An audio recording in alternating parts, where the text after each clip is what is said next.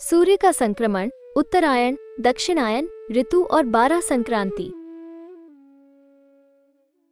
पृथ्वी की गति दो प्रकार की है, घूर्णन एवं परिक्रमण। पृथ्वी का अपने अक्ष पर घूमना घूर्णन कहलाता है और सूर्य के चारों ओर एक स्थिर कक्ष में पृथ्वी की गति को परिक्रमण कहते हैं। उत्तरी ध्रुव ग्रह के सबसे उत्तरी बिंदु पर स्थित है और दक्षिणी ध्रुव इसके सबसे दक्षिणी बिंदु पर स्थित है। भूमध्य रेखा पृथ्वी के चारों ओर का वृहत वृत्त जो दोनों ध्रुवों से सर्वत्र समान दूरी पर है। ये पृथ्वी को उत्तर और दक्षिण गोलार्ध में विभाजित करता है। उष्णकटिबंध की उत्तरी सीमा को कर्क रेखा द्वारा दर्शाया जाता है, जो सबसे उत्तरी बिंदु भी है जहां सूर्य की किरणें सीधे ऊपरी ओर पड़ती हैं।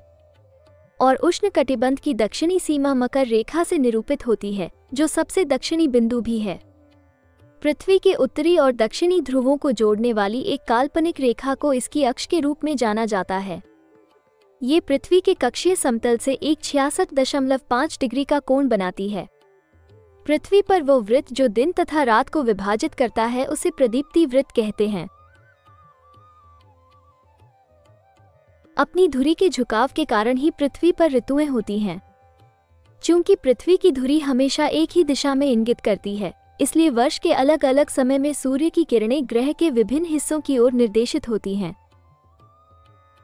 21 मार्च वसंत विषुव, उत्तरी ध्रुव पर वसंत ऋतु, दक्षिणी ध्रुव पर शरद ऋतु।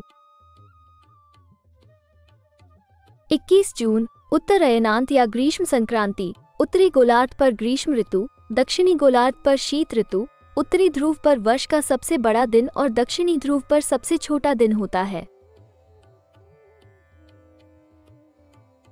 22 सितंबर शरद विषुव, उत्तरी ध्रुव पर शरद ऋतु, दक्षिणी ध्रुव पर वसंत ऋतु। 21 दिसंबर दक्षिणायनांत या शीतकालीन संक्रांति, उत्तरी गोलार्ध पर शीत ऋतु, दक्षिणी गोलार्ध पर ग्रीष्म ऋतु। उत्तरी ध्रुव पर वर्ष का सबसे छोटा दिन और दक्षिणी ध्रुव पर सबसे बड़ा दिन होता है। जब सूर्य भूमध्य रेखा के उत्तर या दक्षिण के विपरीत सीधे पृथ्वी के भूमध्य रेखा के ऊपर दिखाई देता है तो इसे विषुव के रूप में जाना जाता है।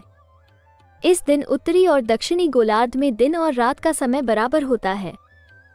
सूर्य वर्ष में 2 बार स्थिति बदलता है, इसलिए एक वर्ष में 2 अयन होती हैं। ये 6 महीने की लंबी अवधि है। इन परिवर्तनों को उत्तरायण यानी ग्रीष्म संक्रांति और दक्षिणायन यानी शीतकालीन संक्रांति के नाम से जाना जाता है। उत्तरायण की शुरुआत 21 दिसंबर को शीत ऋतु संक्रांति के दौरान होती है और 21 जून को शीत ऋतु संक्रांति के दौरान खत्म होती है। इस अवधि में सूर्य दक्षिण से उत्तर की ओर भ्रमण करता है। उत्तरायण के दौरान दिन बड़े और रातें छोटी होती हैं। 15 जनवरी को मकर संक्रांति के दिन इसे मनाया जाता है। दक्षिणायन उत्तरायण के ठीक विपरीत है। यह वो समय है जब सूर्य उत्तर से दक्षिण की ओर यात्रा करता है।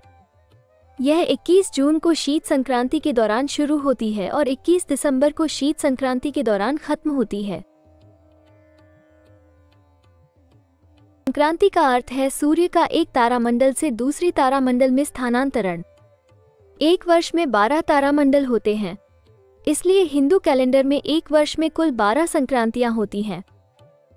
15 जनवरी मकर संक्रांति, 13 फरवरी कुंभ संक्रांति, 14 मार्च मीना संक्रांति, 13 अप्रैल मेष संक्रांति, 14 मई वृषभ संक्रांति, 15 जून मिथुन संक्रांति, 16 जुलाई कर्क संक्रांति, 16 अगस्त सिंह संक्रांति, 16 सितंबर कन्या संक्रांति, 17 अक्टूबर तुला संक्रांति, 16 नवंबर वृश्चिक संक्रांति, 15 दिसंबर धनु संक्रांति।